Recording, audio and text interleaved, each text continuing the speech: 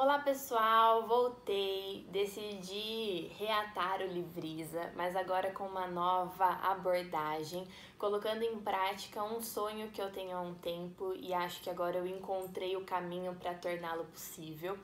Sempre quis trazer para o Livriza e para esse encontro que a gente criou aqui, uma dinâmica que é muito parte do meu dia a dia. Sentar e conversar sobre algo que está acontecendo no coração, na cabeça, no corpo.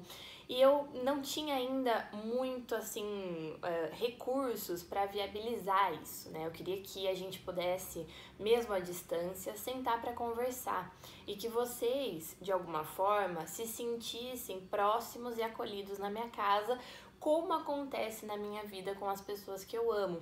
Aqui a gente tem muito hábito de sentar no chão, em volta da mesa, tomar um cafezinho, conversar sobre o dia, ouvir como foi o dia da outra pessoa, comentar sobre as sensações que estão acontecendo com a gente. E aí eu acho que essa abordagem é muito mais a minha cara e muito mais o que eu acredito.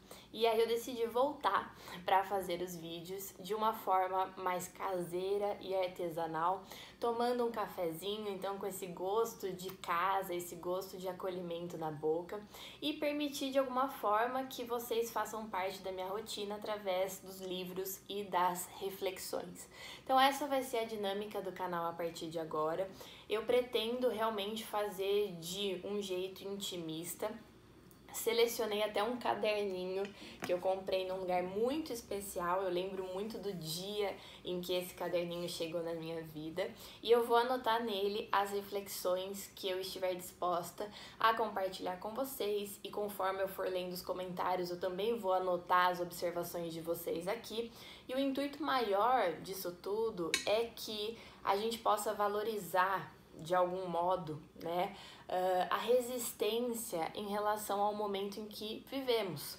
E eu digo resistência porque tudo ao nosso redor implica aceleração, velocidade, intensidade, produtividade. A gente precisa ser perfeito por muito tempo no dia. E a tecnologia vem tantas vezes para reforçar essa postura. E aí eu fiquei pensando em caminhos para usar a tecnologia como uma forma de resistir a isso tudo. E a tecnologia pode sim ser muito eficiente e trazer equilíbrio para nós. Então vamos tentar de alguma maneira buscar esse equilíbrio nesse contato, nesse encontro. E é por isso que a gente vai recomeçar esse canal a partir de agora. Eu escolhi como reflexão para a gente começar algo que eu sempre penso com muito carinho, que faz parte de fato de algo que eu amo e valorizo diariamente, que é a linguagem e como a interação com as palavras causa transformação em nós. Essa reflexão que eu tive veio principalmente de um livro chamado Dias de Abandono, da Helena Ferrante, e é muito louco aqui para pensar já de cara como, para mim, muitas vezes, assim, fica muito mais de um livro, alguns pontos, algumas falas de personagens, alguns parágrafos do que a própria história. Eu não tenho tanta facilidade para lembrar o enredo, mas eu lembro pontualmente dos livros que eu li, trechos que me marcaram muito, e aí é fácil de resgatar e conectar uns com os outros. E nesse livro, que foi um dos mais perturbadores que eu já li sobre o fim de um relacionamento, em que a mulher se sente completamente desamparada, vai se desequilibrando cada vez mais e aí começa a entrar num comportamento absolutamente tóxico, aquela coisa que quando você termina com alguém você precisa queimar aquela pessoa e achar motivos horrorosos para que esse passado não faça mais sentido. Enfim, é um livro muito poderoso, muito forte, muito intenso.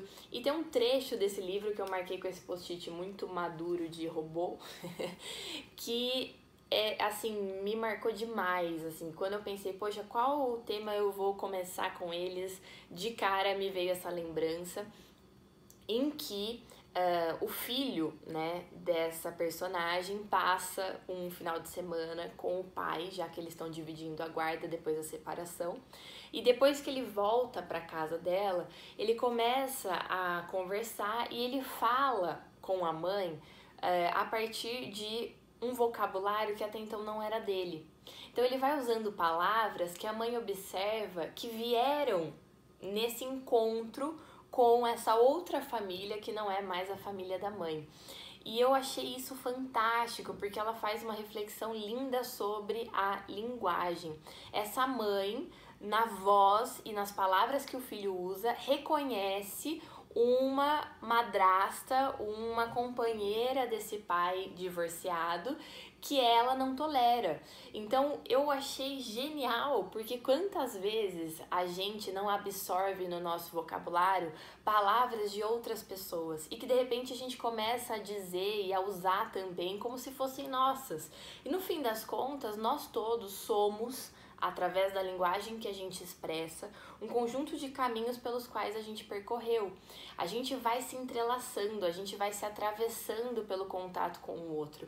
E as palavras são um excelente indício disso. Eu, muitas vezes, absorvo palavras de pessoas que eu admiro e, de repente, eu começo a ter esses gestos de fala, aí eu abandono, começo a ter outros, e eu acho que todos nós passamos por esse processo. E como, né, é sensível, de repente, a gente observar como as pessoas falam. Quem de nós, de fato, tem paciência para ouvir o outro de forma ativa, né? Não aquela escuta que tá esperando a hora de aparecer ou esperando a hora para rebater. Aquela escuta que tá disposta a prestar atenção na tessitura da voz do outro.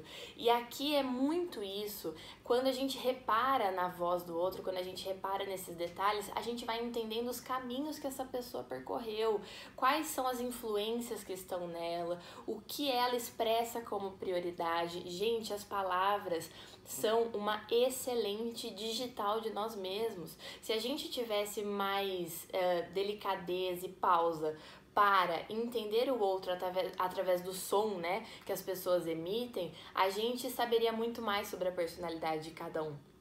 E para embasar essa discussão, que é muito mais íntima, a gente tem também o sentido político. As palavras que a gente usa são escolhas. E essas escolhas dependem de convicções também que a gente tem. Não que necessariamente essas escolhas aconteçam de forma racional. As palavras, elas cruzam o nosso corpo numa série de memórias que a gente vai acumulando.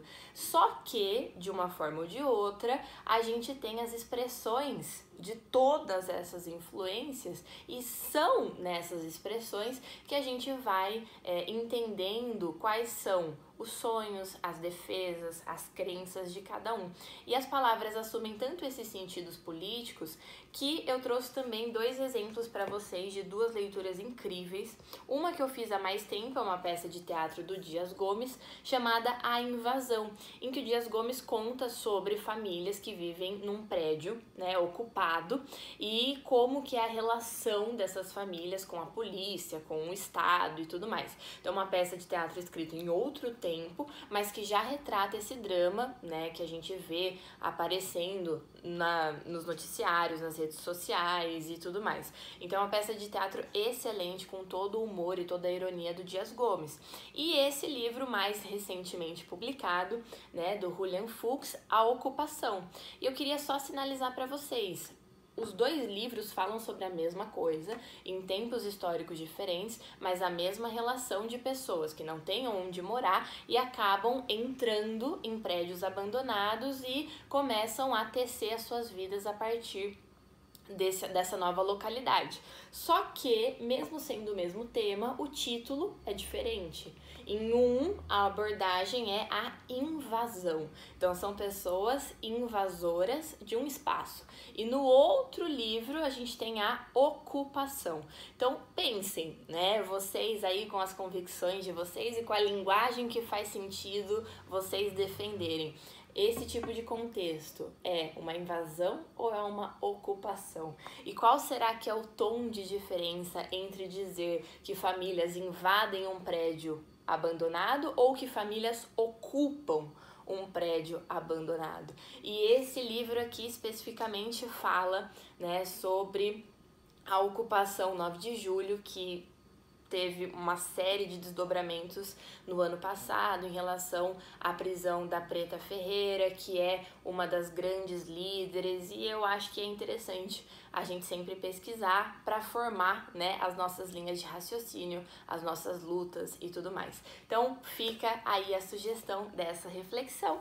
E para terminar, gente, um livro que não poderia deixar de existir nesse tema, que é o História do Cerco de Lisboa. Eu acho que ninguém reflete tão bem sobre o poder das palavras e a influência delas no nosso contato com o outro do que o Saramago nesse livro, em que a gente tem um revisor que vai trocar uma palavra quando ele revisa um livro historiográfico e de repente, por trocar essa palavra, ele modifica toda a trajetória da história de Portugal.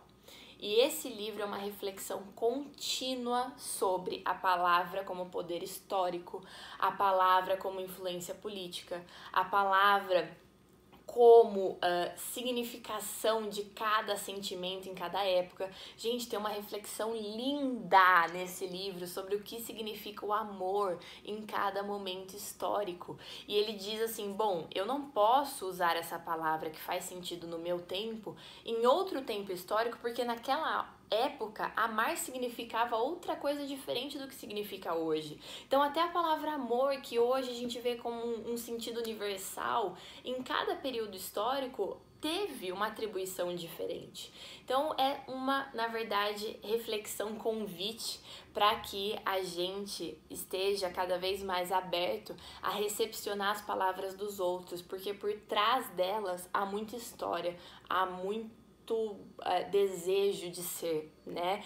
E principalmente nesse momento que nós estamos vivendo de distanciamento, de reconfiguração de rotinas, que a gente possa se aproximar das palavras, porque elas sempre são companhia, e que a gente valorize as palavras que chegam até nós, sejam elas quais forem. Não banalizem, né, o gesto de existir do outro. Façam com que essas diferenças e esses encontros sejam lindas oportunidades de enriquecimento. Gente, queria agradecer muito por vocês estarem aí, por a gente poder trocar, e que a gente possa sempre nos fortalecermos, né, através de tantas palavras que estão aí para ensinar um pouquinho mais sobre humanidade. Muito obrigada. E só para terminar, eu tô aqui lendo o livro da Agatha Christie, Cartas na Mesa. Comecei essa leitura ontem, me deu muita vontade de ler uma história de detetive, fazia muito tempo que eu não lia, então vou dividir com vocês, tá bom? Obrigada, gente, até a próxima.